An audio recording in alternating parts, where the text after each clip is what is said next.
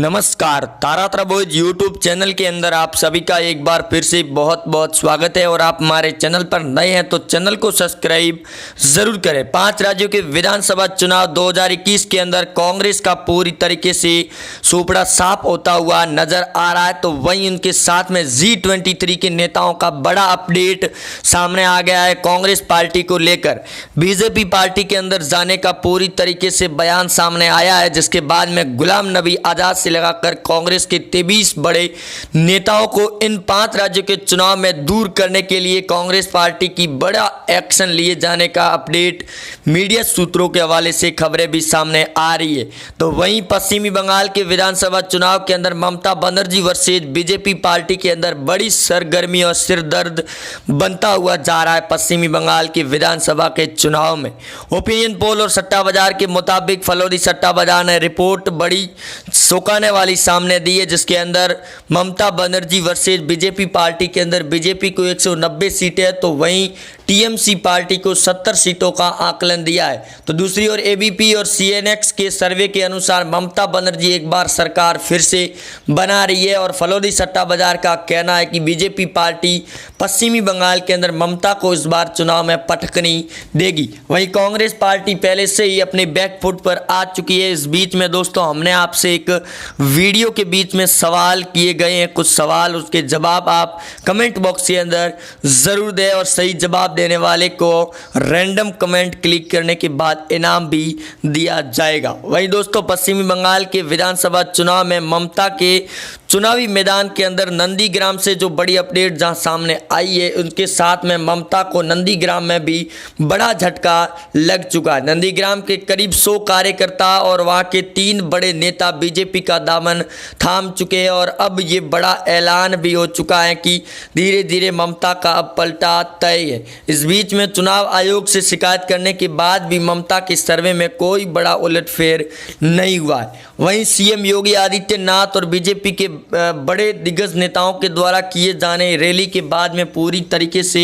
एक बार फिर सट्टा बाजार ने भी चौंकाने वाले आंकड़े दिए हैं। तो ओपिनियन पोल के मुताबिक 5 राज्यों के चुनाव में कांग्रेस पार्टी हार का मुंह देख रही है, तो वहीं असम और तमिलनाडु के अंदर बीजेपी पार्टी कड़ी टक्कर दे रही है विपक्ष के नेता और विपक्ष की पार्टियों को। जहां तमिलनाडु और असम के अंदर फिर से बीजेपी की सरकार बनती हुई दिखाई दे रही है, तो वहीं G23 की बगावत के बाद में ये कांग्रेस के लिए बड़ा झटका है। इनके साथ में विपक्ष भी एक साथ हो चुका है ममता के सपोर्ट में। वहीं पश्चिमी बंगाल की जनता और योगी आदित्यनाथ की रैली के बाद में भी कई बड़े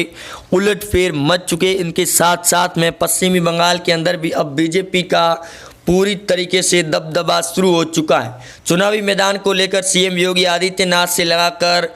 मिथुन चक्रवर्ती भी चुनावी मैदान के अंदर है, जो हाल ही में बीजेपी पार्टी का दामन थाम चुके हैं, और जिसको लेकर पश्चिमी बंगाल की 294 सीटों पर सबसे बड़ा ओपिनियन पोल भी सामने आ रहा है। वहीं पश्चिमी बंगाल की सबसे बड़ी हॉट सीट की बात करें तो उत्तरी 24 परगना और दक्षिणी 24 परगना के अंदर सबसे बड़ी सीटें मानी जा रही है, जिस दौरान ममता के नंदीग्राम भी इस 24 परगना उत्तरी के अंदर है। इस बीच में ये भी बड़ी अपडेट है कि 33 और 31 सबसे बड़ी सीटें मानी जा रही है। इन सीटों पर बीजेपी पार्टी बड़े जोरों शोरों पर तैयारी शुरू कर चुकी है, और यहाँ का जो ओपिनियन सट्टा बाजार की रिपोर्ट सामने आई है सीएम योगी आदित्यनाथ की रैली के बाद में करीब 20 से 25 सीटें उत्तरी और दक्षिणी 24 परगना पर बीजेपी पार्टी अपना दबदबा बनाती हुई नजर आ रही है। हुगली के अंदर पीएम मोदी पहले से ही रैली कर चुके। इस दौरान फलोदी सट्टा बाजार ने यह भी कहा कि यहाँ पर भी जल्द बड़े आंकड़े बदलते हुए नजर आएंगे, और इस बीच को लेकर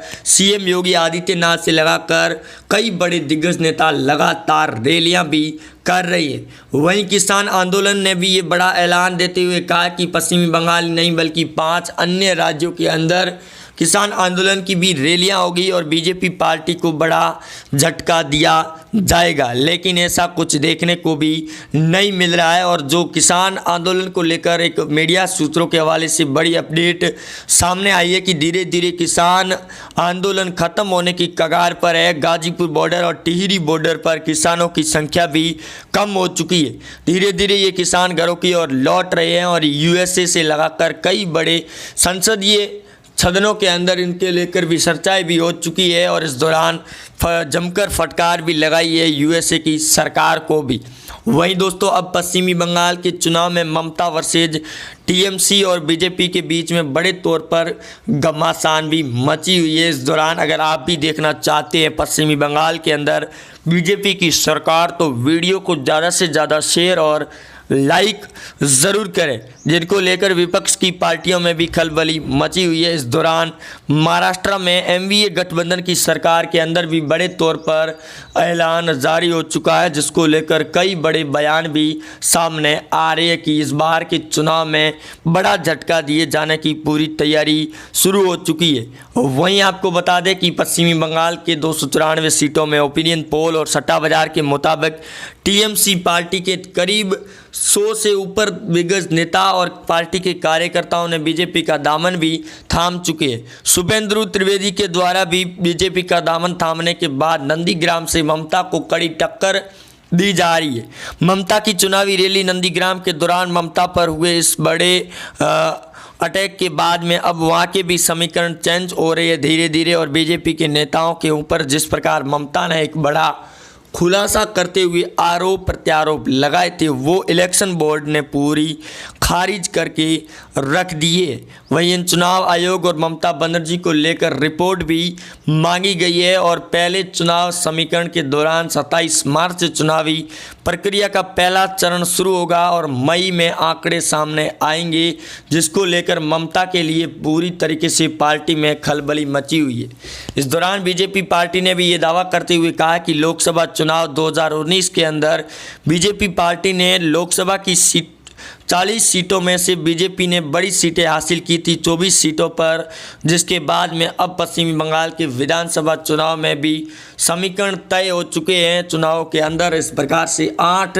बड़े चरण के अंदर चुनाव होंगे। ममता बनर्जी को पहले ही बड़ा झटका दे दिया गया और अब ममता रैलियों के अंदर भी शामिल नहीं हो सकती है, जिसको लेकर भी कई बड़े सवाल खड़े किए जा रहे हैं। इस दौरान महाराष्ट्र की शिवसेना सरकार ने भी पश्चिमी बंगाल के अंदर ममता को समर्थन, तो वहीं बिहार के अंदर महागठबंधन ने भी पश्चिमी बंगाल के अंदर चुनावी ऐलान कर चुका है और समर्थन भी दे दिया है। अन्य राज्य असम, केरला और तमिलनाडु और पुदुचेरी के चुनाव को लेकर भी कई बड़े अपडेट सामने आ चुके हैं, जिसको लेकर भी कांग्रेस पार्टी पूरी तरीके से अपना नामो निशान ख़त्म करती हुई नज़र आ रही है और G23 के दिग्गज नेताओं के ऐलान के बाद में अब कांग्रेस पर भी बड़े संकेत बादल छाए हुए नज़र आ रहे हैं, जिसको लेकर G23 की हुई बैठक के बाद में कांग्रेस के नेताओं के द्वारा 23 बड़े नेताओं के खिलाफ भी ऐलान जंग कर दिया था, जिसके बाद गुलाम नबी आज़ाद ने भी अपनी सफाई ली थी और पीएम मोदी की प्रशंसा किए जाने के बाद कांग्रेस के नेताओं ने उनके खिलाफ में बड़े तौर पर प्रदर्शन भी शुरू कर दिया था। यहाँ तक कि जम्मू कश्मीर के पीसीसी अध्यक्ष ने दिल्ली के अंदर सोनिया गांधी और राहुल गांधी के साथ में बड़ी बैठकें की, वो भी करीब 7 दिन तक, जिसके बाद में कमेटी बैठाकर गुलाम नबी आज़ाद से भी पूछताछ की गई और G23 के नेताओं के खिलाफ में भी अब बड़ी कार्रवाई किए जाने का बयान सामने भी आ रहा है और पार्टी के दिग्गज नेता बीजेपी के अंदर शामिल होने का बड़ा अपडेट सामने आया है। वही पश्चिमी बंगाल के अंदर कांग्रेस लेफ्ट को भी बड़ा झटका दिया जा चुका है, जहां पार्टी ने अपने दिग्गज नेताओं को उतारा है, वह भाजपा पार्टी उन नेताओं को अपनी ओर शामिल करती हुई नज़र आ रही है। इसको लेकर बीजेपी पर निशाना साध रही है कांग्रेस पार्टी। तो वहीं पश्चिमी बंगाल के अंदर ममता बनर्जी को लेकर भी कई बड़े सवाल खड़े किए जा रहे हैं कि ममता पर नंदीग्राम में हुए इस बड़े ऐलान के बाद में अब